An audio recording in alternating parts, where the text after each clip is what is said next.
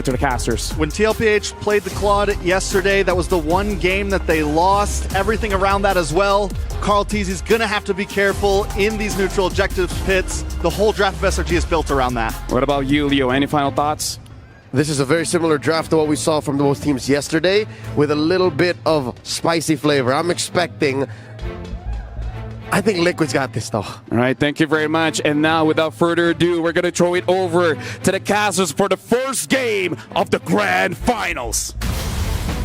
Thank you so much, Tlph. It's great to hear our panelists be so excited for this game because it's our time. It's Gideon and Miracle here at the desk to keep you guys entertained for our very first match here in the Grand Finals. And man, it is such a high-stakes matchup with two brutal competitors. Ladies and gentlemen, this is the defending champions of MSC. Those who lifted the trophy that you see on stage just last year up against a team who's been waiting all these years to compete, to contend, and to find redemption for themselves. Now, straight into the game, we're already seeing that the compositions are starting to come online, right? They want to make sure that this mid-prio is held within their grasp. And it's important, so important for both of these teams to maintain this momentum, to kick things off, to start off with a fresh impression in game number one. SRG, we've been talking about mid-prio a whole lot on the group stages, just in this tournament, how important it is to get yourself prio, tempo around the map. And that's what the Grok does. We haven't seen this pick in a while, but it's so good at clearing waves, and you can see it here. JP and Sanji are always just shoved into their own turret. Absolutely, and I think Gatot and as well as Grok kind of do the exact same thing, right? They want to make this mid lane 2-for-2 fight to be obsolete, but we were actually talking about this in the back, right? It's not just about them. The EXP has been such a large proponent of MSC so far, right? Based on the emblems that we're looking at so far, nothing too out of the ordinary, other than the Grok, of course, but he's taking Wilderness Blessing, allowing himself to rotate a little bit faster just in case JP is able to quickly jump into the fight with the AOG. Yeah, this is also a pick, technically, that we have really seen Innocent pop off on. It's funny how we didn't really get to see the Bruno on Innocent at M6 when it was broken. Here, we finally see that it's actually kind of like a final piece of the puzzle for SRG. Beating Onyx Philippines and now securing the XP Crab. This is a big fight for Turtle One. Both teams want to play with the snowball early, and it really starts here. Could be make or break for both. Let's see how they skill check each other. I think this is the most important part for either side, right? This first turtle, we've seen a lot of teams snowball out of control when they make that first mistake, and it looks like so far for Stormy, he's shoved in. He's going to be a little bit late to the fight, but level 4 achieved at least. Sanford for level 4. Look at the damage from Yums already. No regen, it seems, for Sanford. He's going to have to hold it. Great reset. No.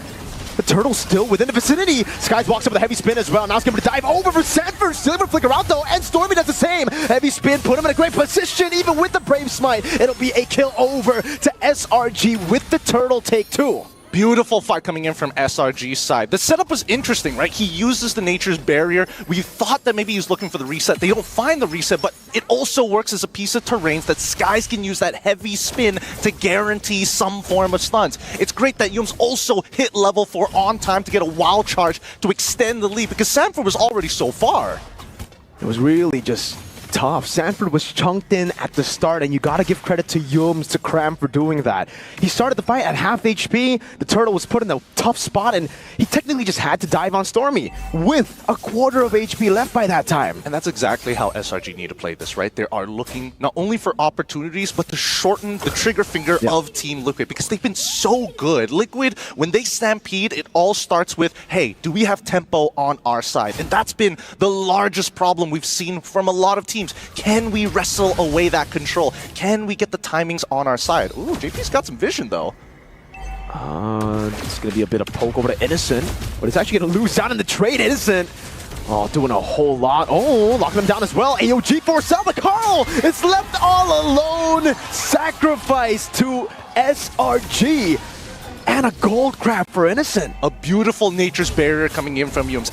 Admittedly, we haven't seen this Grok in a long time, and yes, it was shown during the wild cards, but played at the highest level, especially when the stakes are so high, it can be risky.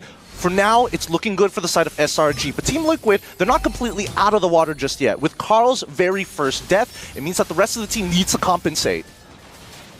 For SRG, everything's going to plan. Again, they've built a composition to really just secure these neutral objectives, and that's why it was paramount for them to get the first turtle. Now, it does seem like it's smooth sailing. Cram is in a comfortable spot. They have the crazy CC to deny kaarltzy of the crazy red tree steals we've seen from him throughout the tournament. Speaking of crazy red tree steals, this might be one of those opportunities. Ooh.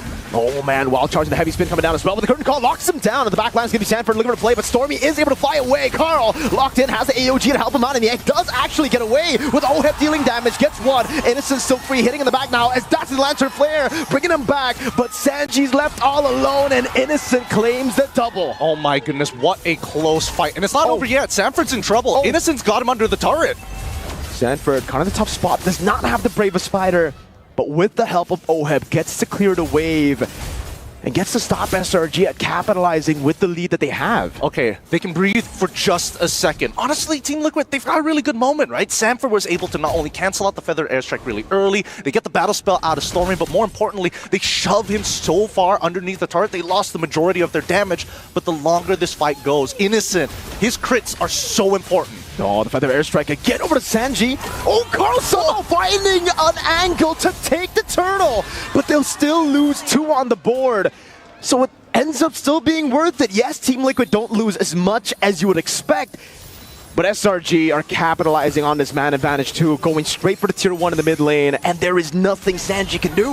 And that's an instant response from the side of SRG. Despite kaarltzy's first death, he has evened out the score. Oh, please, do not die here. Innocent cutting him off as well, but he does take a few turret shots.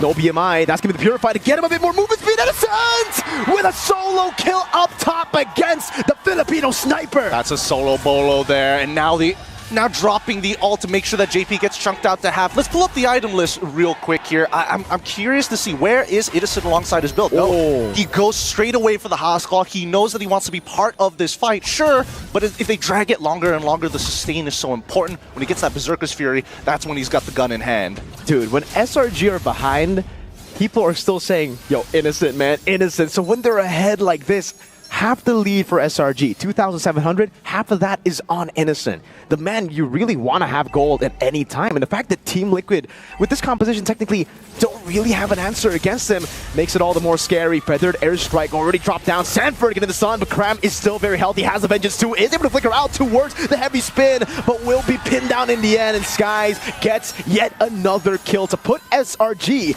8-1. But what's Liquid's response here? They see everything that has happened on that bottom side. They saw the initial engagement. They know they don't have that heavy spin, so they push out that mid side. They're trying to get Oheb as quickly as possible to get into that Trinity as kaarltzy protects the structure down bottom. Now T1 mid is open, which is allowing SRG to have some very convenient rotations on their side. It doesn't mean that Team Liquid is completely out, because look at the lead. Despite everything that has happened, 8-1, only a 2.5 to 2.4k lead, which is not much.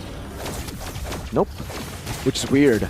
With 8 kills and those crits landing. All right, now we feel that lead.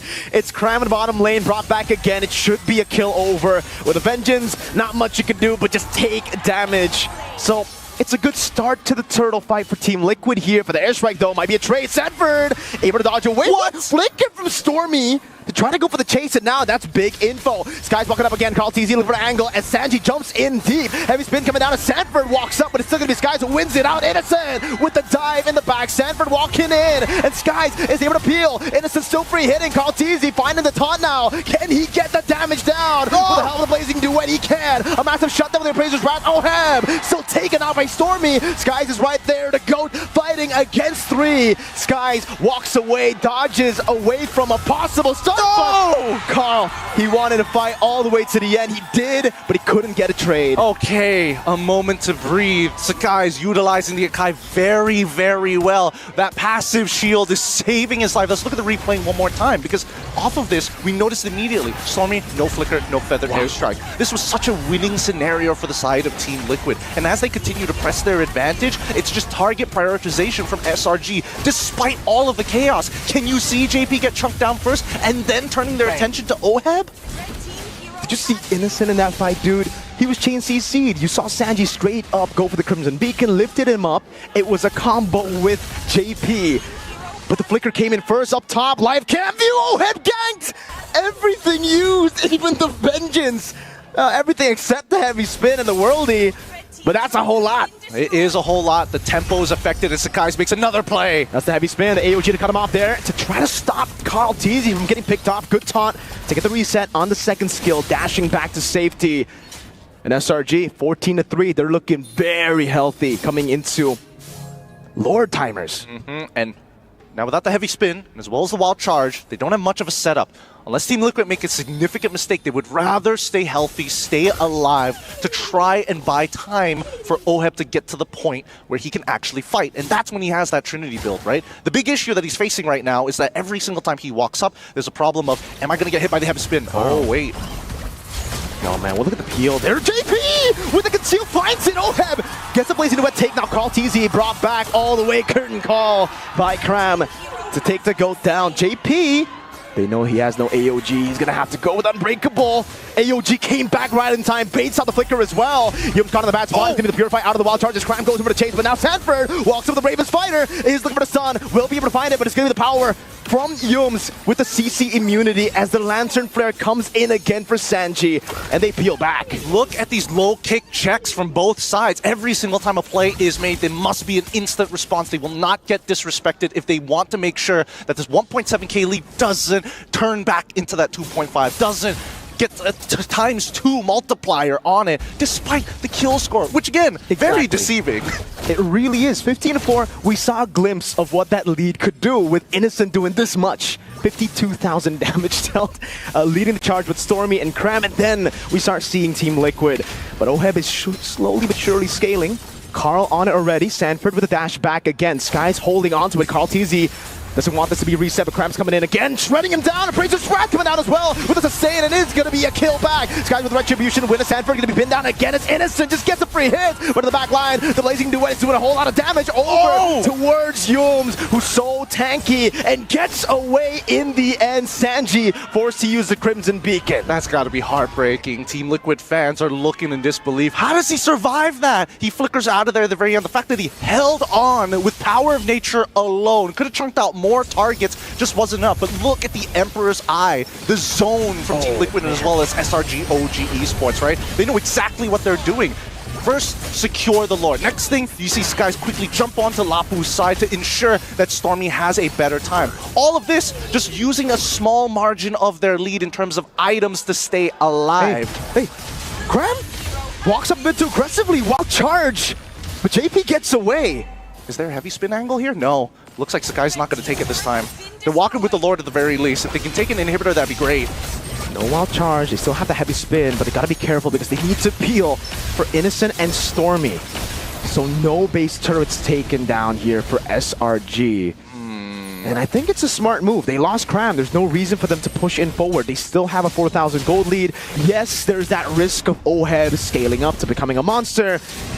But it could be even worse if you just dove in there to give shutdown. So yeah, gold lead's still roughly the same between the gold laners. It's a 1,000 diff for Mr. Innocent. But we're getting closer and closer to Oheb being a real problem. And he's already got 3 items on top of the Winds of Nature. He's in a phenomenal position. The same can be said about Innocent, if not better with the Malefic Gun. But then we start looking at everybody else. The anti-heals are finally in for the side of Team Liquid. We got 2 Dom Isis that they can work with. Jushin also with the Sky Piercer, but Stormy going for the full damage build. Genius Wand into Glowing Wand, which is why they've been so decisive in these fights. So no stacks on the Sky Piercer yet for Sanji, yeah? Why Hunter Strike this time for the side of Cram? He just needs he wants to deal more damage. He knows for Team Liquid right now, they have so much sustain. That's what they've been playing with, right? Even with Sanji, just playing around with the Brave Smite, coming around with the Blood Wings. It really comes down to TL wanting to go for a bit longer fights, waiting for the cycle of abilities to be used up by SRG. I would have imagined that if he wanted to greed out, he might even go for Queen's Wings, or at the very least, may even take a more tankier approach to the scenario. I mean, considering that his role is to not only sustain, but slowly poke out his opponents, right? He's already got the Brute Force Breastplate, he's already got the War Axe, he's got more than enough damage to kite against his opponents, but his big issue is dealing with Jushin specifically. If his yo-yos are hitting the wrong targets, well, guess what? Jushin can either peel him away, or forcefully just wait for him to leap and cancel it out. So it's back to a setup game. SRG doing a good job at manipulating the waves, playing for the neutral objectives. And Team Liquid, it really just seems like all of their fights have been brute forcing away to maybe gambling out of this massive win for SRG, because again, it's so difficult. You kind of have to take the gamble every time you fight for the Lord. There's no way you get a proper 50-50. It's an Akai and a Grok to stop you from retreating. Yeah, I mean, kayo, despite everything, is still maintaining level 15 to level 15, right?